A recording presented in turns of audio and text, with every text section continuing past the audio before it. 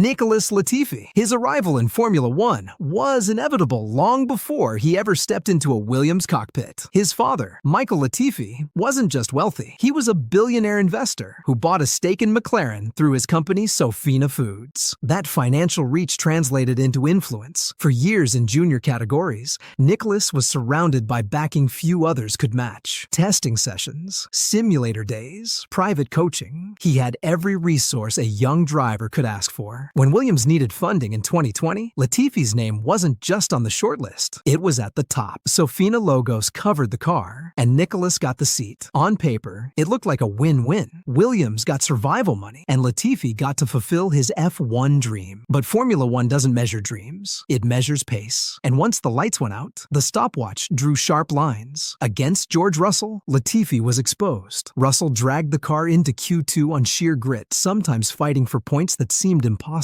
Latifi? He hovered near the back, often adrift by tenths that became seconds over a race distance. Still, Latifi kept his seat. Money buys time. He wasn't reckless, and he earned respect in the garage as a professional, cooperative teammate. But in this sport, reputations are written on Sundays, not in team briefings. Then came Abu Dhabi 2021. A late race crash put him into the wall and unleashed one of the most infamous title-deciding safety cars in F1 history. He wasn't at fault for the chaos that followed, but his name was immortalized in controversy. Suddenly, Latifi wasn't a quiet pay driver keeping a team afloat. He was the trigger for a storm. Death threats, online abuse, and unbearable scrutiny followed. By 2022, Alex Albon had replaced Russell, and once again the gulf was obvious. Latifi managed a single standout weekend in Hungary where he topped a practice session, but it was a fleeting flicker. His final tally: 3 seasons, 61 race starts, 9 career points. A good man, but not a good enough driver. The money bought opportunity. The performance never bought credibility. Nikita Mazepin Formula One has always had pay drivers, but rarely has one entered with such immediate hostility from fans as Nikita Mazepin. His father, Dmitry Mazepin, was an oligarch with control of Uralkali, a Russian chemical giant. When Haas faced financial collapse, Dmitry stepped in with a lifeline: sponsorship money in exchange for a guaranteed seat for his son. From the start, Nikita was fighting uphill. His junior record wasn't elite. His reputation off-track was already bruised by controversy, and his arrival coincided with Haas running one of its weakest cars in history. But none of that masked the obvious. Mazepin wasn't on the same level as his rivals. Spins in practice sessions earned him the nickname Mazepin. Blue flags were ignored, frustrating frontrunners. He lagged behind teammate Mick Schumacher, a fellow Nepo kid, but one with a Formula 2 championship to his name. Each weekend seemed like another indictment. Still, as long as the money flowed, the seat was safe, until the world changed. In 2022, Russia invaded Ukraine. Overnight, Dmitry Mazepin's empire was sanctioned, and Uralkali was forced out of F1. With the sponsorship gone, Haas dropped Nikita before the season even started. Just like that, the career ended. Mazepin fought back with lawsuits, claiming Haas owed him money, but the paddock had already moved on. What lingered wasn't his defense, but his legacy. A driver remembered more for memes and geopolitics than any sporting achievement. In a sport where even mediocre drivers sometimes last for years, Mazepin didn't make it past a single full season. Not because he lacked resources, but because without them, there was nothing left to argue for. Nelson Piquet Jr. Legacy cut a fast lane for Nelson Piquet Jr. He was the son of a 3-time world champion, already molded into a polished prospect by his father's resources and reputation. Renault signed him as Fernando Alonso's teammate in 2008, expecting steady growth from a driver with pedigree. Instead, he was swallowed by the role. On track, Piquet Jr. showed flashes of composure. He even scored a surprise podium at Hockenheim in 2008, cleverly staying out on strategy as chaos unfolded. But when raw pace was demanded, he faltered. Alonso routinely outqualified and outraced him, and the patience of the paddock wore thin. Then came Singapore, 2008, the scandal that didn't just end his career, it scarred the sport. Under team orders, Piquet Jr. deliberately crashed to trigger a safety car, handing Alonso the race win. For a while, the conspiracy stayed buried, but when the truth emerged in 2009, Crashgate destroyed Piquet Jr.'s credibility. In interviews afterward, he defended himself, saying he was pressured by team management and too afraid to resist. But excuses don't matter in Formula One. The sport thrives on ruthlessness, and ruthlessness doesn't forgive weakness. He wasn't just a driver who underperformed. He became a driver remembered for the most infamous act of sabotage in modern F1 history. The family name opened the door. Complicity slammed it shut. Lance Stroll. When Lawrence Stroll bought a Formula One team, he didn't just buy machinery and personnel. He bought job security for his son. Lance Stroll had already been fast-tracked to F1 through an unusual, expensive ladder. His junior career wasn't devoid of talent. He won the 2016 Formula 3 European Championship with Prema, but the whispers were constant. How much of it was talent? How much of it was money? Williams gave him his debut in 2017. The season was turbulent, but he delivered a shock podium in Baku, becoming the youngest rookie ever to stand on an F1 podium at the time. It silenced some critics, but not for long. Consistency is the real test in Formula One, and Stroll's remained elusive. He had flashes, bold wet weather drives, a pole position in Turkey 2020 that briefly made him look like a world beater, but those moments never extended into full seasons. The pattern became clear. Against teammates of real pedigree, Felipe Massa, Sergio Perez, Sebastian Vettel, Fernando Alonso, Stroll always came out second best, sometimes by tenths, sometimes by chasms. Where others developed, Stroll plateaued. The safety net of family ownership insulated him from the brutal job market, but it also removed urgency. In F1, urgency sharpens edges. Without it, Stroll became a driver with scattered fireworks, but no steady flame. Talent enough to belong, not enough to climb. Nepotism secured the contract, but growth was never guaranteed. Bruno Senna. His F1 story begins with tragedy. His uncle, Ayrton Senna, wasn't just a three-time world champion. He was a national hero in Brazil, a symbol larger than the sport itself. When Ayrton died at Imola in 1994, Bruno's career was effectively put on hold. His family pulled him out of racing for a decade, terrified that the same fate would befall him. By the time he returned, Bruno was already older than most rookies, but the name opened doors. He surged through junior categories, and every headline played the same tune. The Senna name is back. It didn't matter that he wasn't dominating. The name was the ticket. In 2010, he landed at HRT, the struggling backmarker team. It was chaos. Cars that barely qualified, mechanics scrambling for spare parts. No one could shine in that environment. Still, the name Senna on the timing sheets carried weight. Renault gave him a lifeline in 2011, where he replaced Nick Heidfeld mid-season. Bruno showed glimpses, a strong qualifying at Spa, a gritty race in Monza, but the consistency wasn't there. By 2012, he was at Williams, a seat heavy with history. Once again, he carried the pressure of his surname, racing for the team his uncle once drove for. The weight was unbearable. Bruno scored points, but nothing memorable. He was constantly outshone by teammates and rarely made headlines for performance. After 2012, his F1 career ended quietly. Bruno wasn't untalented. He was a solid professional driver, but the comparison was never fair. The Senna name guaranteed a seat and ensured he would always be judged against an impossible ghost. In the end, he didn't fail by his own standards. He failed because the standards weren't his to set. Max Chilton. When Max Chilton debuted for Marussia in 2013, he arrived with backing that dwarfed his CV. His family's wealth, tied to the Carlin racing team and business interests, ensured his path through junior formulas. In Formula One, that backing meant survival. Marussia wasn't a competitive outfit. Their cars struggled to even finish races, let alone score points. But Chilton carved a strange niche: reliability. He finished every race of his rookie season, setting a record for consecutive finishes from debut. On paper, it was impressive, but deeper down, it exposed the truth. Finishing 19th every week isn't what keeps careers alive. The defining moment of his stint wasn't his doing at all. In 2014, his teammate Jules Bianchi delivered an extraordinary drive in Monaco, scoring Marussia's first ever points. Bianchi became a rising star, a driver Ferrari earmarked for the future. And Chilton? He was the other car, a competent presence, but invisible in comparison. By the end of 2014, Marussia folded into administration. Chilton's funding couldn't save them, and no other team was interested. His F1 career ended without points, without podiums, and without a legacy beyond reliability stats. He moved on to IndyCar and endurance racing, carving out a respectable career outside F1. But inside it, he was the textbook example of a Nepo kid, a driver whose opportunity was guaranteed, but whose impact was negligible. Jos Verstappen, the Dutch paddock, believed Jos Verstappen was the next big thing. In 1994, he landed a dream seat at Benetton alongside Michael Schumacher. Imagine the billing. Schumacher the machine, Verstappen the prodigy. And in flashes, Jos looked the part. He stood on 2 podiums in his rookie season. He had the aggression, the elbows-out defense, the karting killer instinct people raved about. But Formula One isn't about flashes. It's about arcs. And Jos's arc bent downward. His raw speed often came with chaos, crashes, DNFs, mechanical sympathy issues. He developed a reputation for always being in the wrong place at the wrong time. After leaving Benetton, he bounced through teams like Simtek, Arrows, Tyrrell, Minardi, underfunded outfits where his talent was supposed to elevate the car. Instead, the cars dragged him down,